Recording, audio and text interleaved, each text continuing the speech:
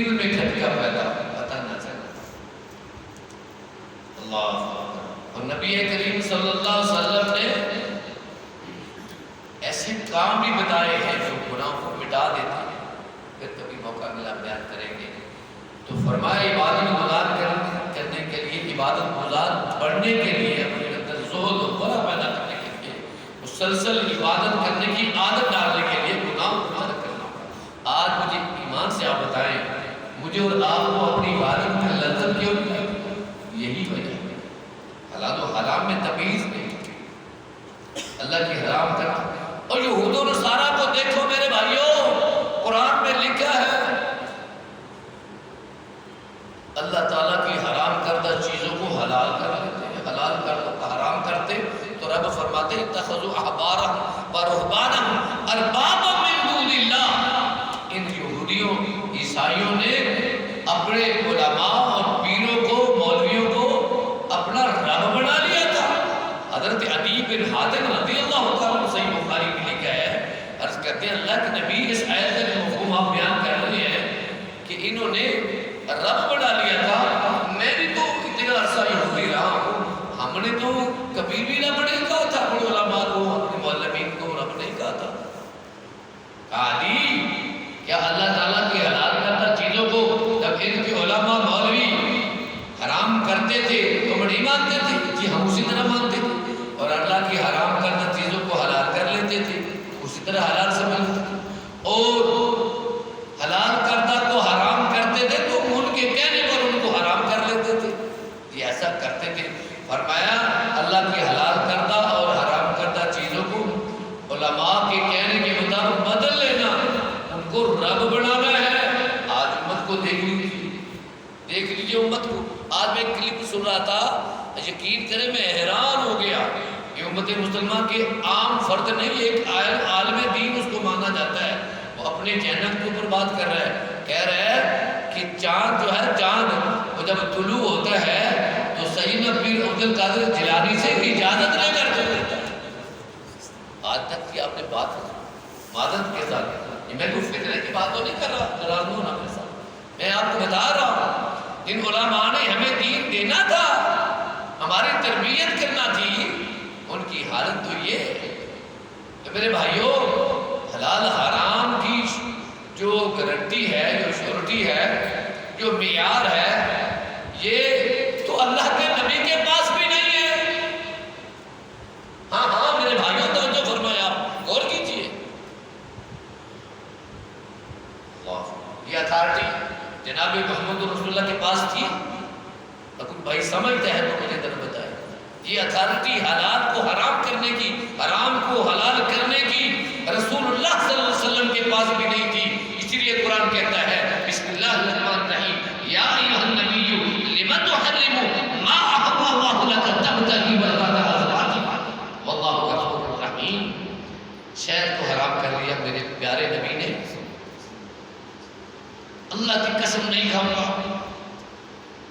فرمایا میرے پیارے، او میرے حبیب، میرے لاڈلے نبی، تو نے آپ کو کس نے اختیار دیا ہے؟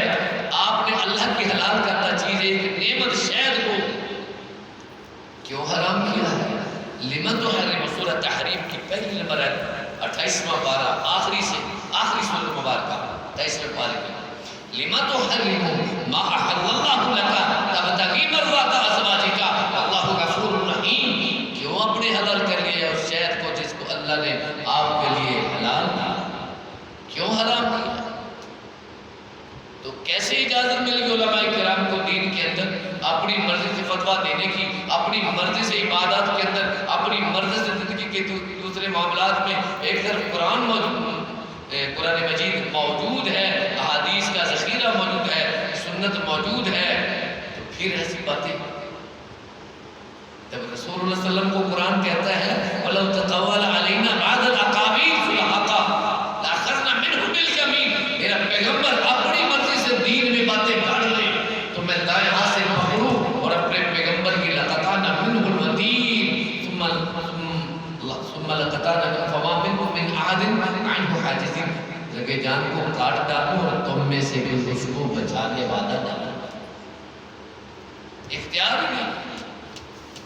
تبھی تو کفار مکہ نے جب کہا تھا آپ چاہتے ہو کہ آپ کے اوپر ایمان لے آئیں، ایک طریقہ ہے، وہ یہ ہے اللہ اکبر، کہتے تھے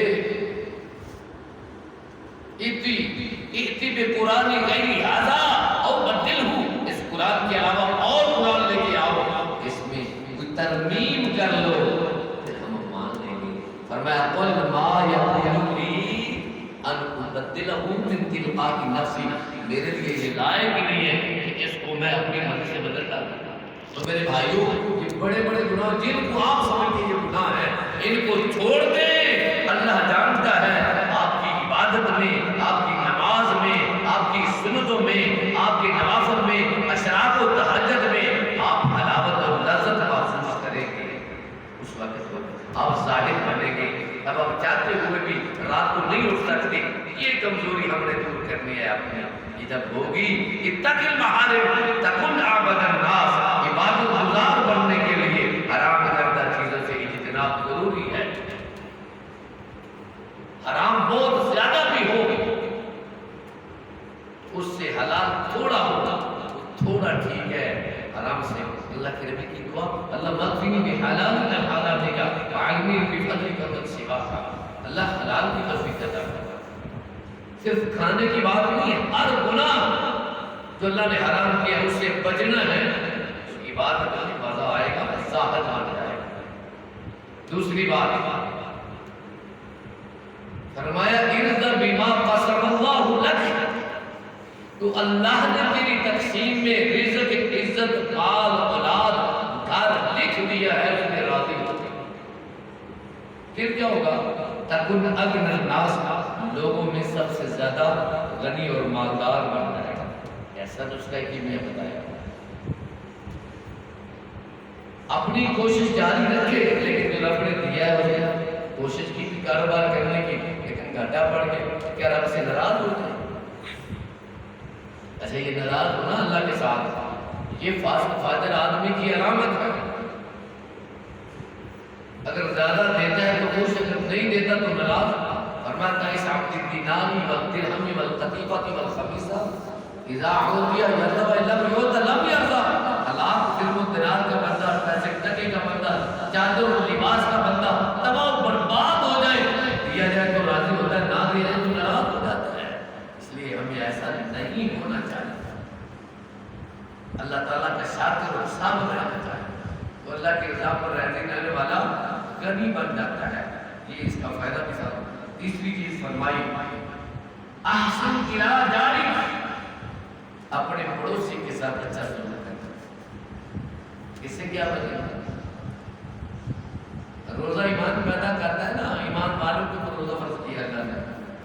مسلسل مومن بننے کے لیے احسن الی جارک تکن مومنا، تو اپنے پڑوسی سے اچھا سلوک کر تو مومن بن جائے. ابو ہریرہ کی حدیث ہے بخاری مسلم میں، آپ نے قسم کھا کے فرمایا وہ بندہ مومن نہیں، اللہ کی قسم مومن نہیں ہے. مومن نہیں ہے. پوچھا کون؟ فرمایا جس کی تکلیف سے اس کا مسایہ محفوظ نہیں ہے وہ مومن. لیکن آج ہمارا حال تھا، سب سے زیادہ تکلیف شاید اپنے مسائل ہوتا ہے، دور والوں کے ساتھ معاملہ ہی نہیں ہوتا. اپنے ہاتھ کو رکھنے، زبان کو رکھنے، بلکہ اس کی خدمت کرنی ہے، وہ پڑوسی ہے.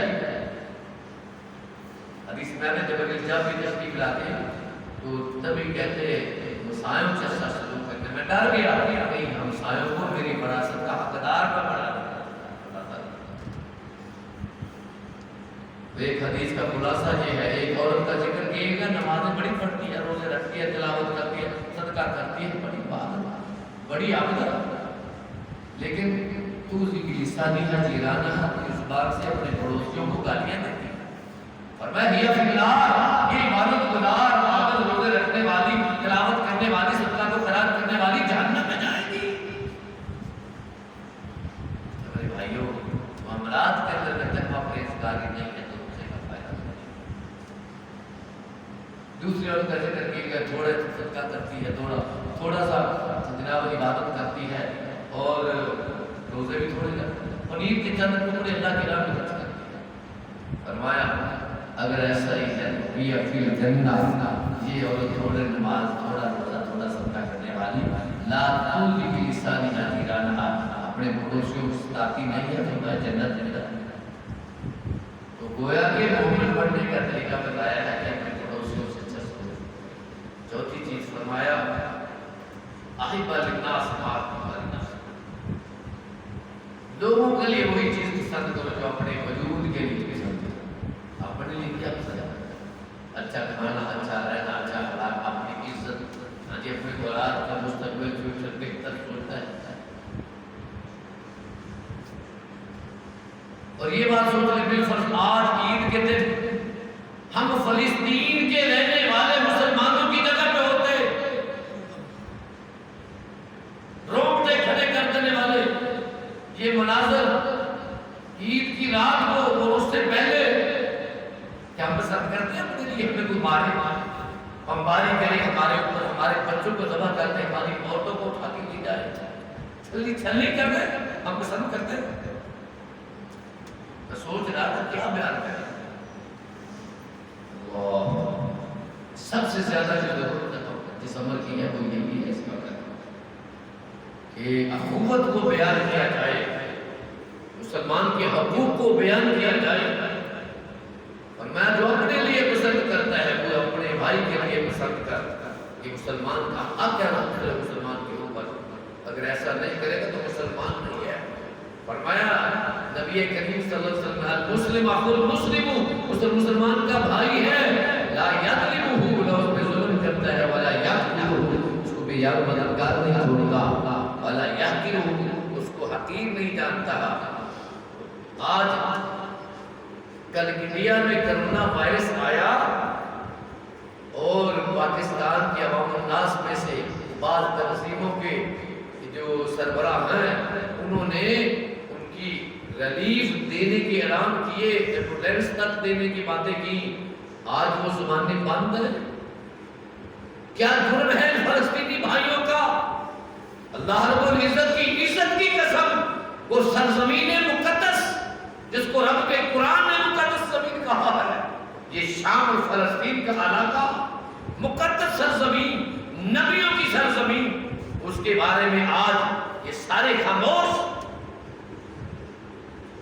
ان چوڑوں کے کسی بچے کو زخمی بھی کر دیا جائے، ان کے کتے کو زخمی کر دے تو یہ پوری دنیا میں وہاں بیڑا شروع کر دیتے ہیں، اور کشمیریوں اور فلسطینیوں کی لاشیں یقین کریں سڑکوں پہ پڑی ہیں، آگ لگ گئی ہے اور گردنیں کٹ گئی، کھوپڑیاں پڑی ہوئی ہیں، مسجد اقصی ان کے لہو سے نہ رنگ دی گئی ہے اور ہمارے ماتھے پہ تیور بھی نہیں آیا ہے، اور مسلمان سمجھتا کہ میرا کون سا مسئلہ ہے؟ اللہ کو ایسے ایمان کی ضرورت نہیں ہے۔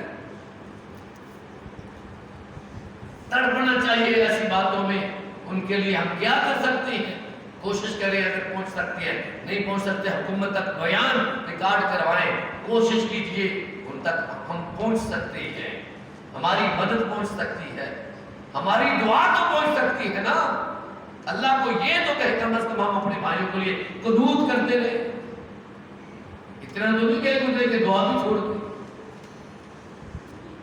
تو فرمایا مومن بننے کے لیے، مسلمان بننے کے لیے ضروری ہے جو اپنے لیے پسند کرتا ہے اللہ اکبر۔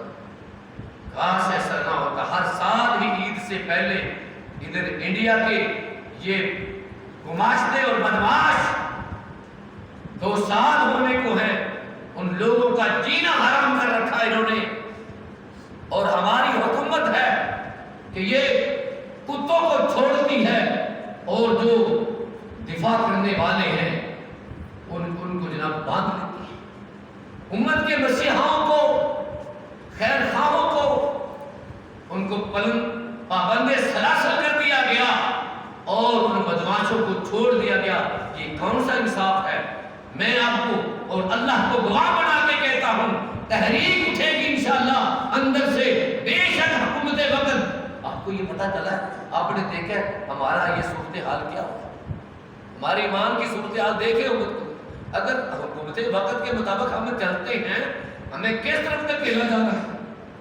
ہمیں عبادت سے ایک روزے تک محروم کر دیا جا رہا ہے۔ یقین کریں، چھوٹی سی بات نہیں ہے، میں ممبر میں عرض کر رہا ہوں۔ فتنہ کھڑا کر دیا جا رہا ہے. اس لیے ہم اللہ سے مانگے وہ حکمران اللہم لا تسلط علینا من لا یرحمنا، جو ہمارے پر ظلم و ستم نہ کرے. اللہ ہمیں ایسا رب اور ایسا بادشاہ ایسا وزیر عطا فرمائے. ان کو بھی پوچھا جانے والا ہے. 55 ملک کے حکمرانوں کو پوچھا جائے گا. اب یہ اجلاس بنانے کی کیا ضرورت ہے؟ جب وہ اٹیک کرتے ہیں کس سے پوچھ کے کرتے ہیں؟ UN سے پوچھتے ہیں، عربوں سے پوچھتے ہیں، ترکی سے، اور یہ ساتھ والے ممالک سے، مصر، عراق سے، کویت سے پوچھتے ہیں، پاکستان سے پوچھ کے طے کرتے ہیں. ہمیں بھی سوچنا ہوگا، ہماری حکومتوں کو سوچنا ہوگا کہ ہمیں اللہ کے لیے ان کی مدد کرنا فرض ہے، وہ کشمیری ہو یا فلسطینی ہو. اور وقت آئے گا انشاءاللہ، جیسے کہ پتہ چلا اللہ کے فضل سے حماس نے جوابی کارروائی کی ہے اور اس نے چیخنا شروع کر دیا، گھٹنے ٹیک لیے اسرائیل نے. اللہ کے قسم، اللہ کے نبی، اور بلکہ قرآن کہتا ہے ان عداوۃ للناس اشد للذین آمنوا الیہود والذین اشرکوا. مومنوں کے دنیا میں سب سے بڑے دشمن یہودی ہیں، قرآن کہتا ہے. اور اللہ کے نبی نے فرمایا تھا عرب سے ان یہودیوں کو جزیرہ عرب سے نکال دو، وقت آئے گا یہ نکلیں گے اور انشاءاللہ یہ صلیبی صہیونی ذلیل ہوں گے اور انشاءاللہ اللہ کی مدد نصرت آئے گی. درست عمل کیے میرے بھائیوں، سوچ لیجئے، کوشش کر لیجئے کون سے کام ہے جن سے کرنے سے ہم الحمدللہ کامیاب ہو سکتے ہیں. ایک مسلمان کی مدد کے لیے ہمارے حکمران کھڑے ہو جائیں اور ہم لوگ کھڑے ہو جائیں. تو آخری بات فرمایا ایاک بکثرۃ الضحک فإنہ تمیت القلب. زیادہ ہنسنے سے اپنے آپ کو بچا لو، بلا شبہ زیادہ ہنسنا دلوں کو مردہ کر دیتا ہے. آج دیکھیں یہ 5 چیزیں گنوائی اللہ کے نبی نے، یہ تربیت کی ہے. تقوی پرہیزگاری کو سیکھنا ہے تو ایسی باتوں کو، ایسی حدیثوں کو پڑھیے، یاد کیجیے. فرمایا اللہ کی حرام کردہ چیزوں سے بچ جائیے، عبادت گزار بنو گے، سب سے بڑے زاہد عابد بنو گے، اور اللہ کی تقسیم پہ راضی ہو جاؤ. اللہ آپ کو غنی بنا دے گا. پڑوسیوں سے اچھا سلوک کرو، مومن بن جاؤ گے. مسلمانوں کے لیے وہی سوچو جو اپنے لیے سوچتے ہو، وہ پسند کر جو اپنے لیے کرتے ہو. مسلمان بن جاؤ گے. زیادہ ہنسنے سے بچو، کیونکہ زیادہ ہنسنے سے دل مردہ ہوتا ہے. مردہ دل ہونے سے ایمان میں لذت نہیں آتی. اقول قولی ھذا وما علیہ الا البلاغ.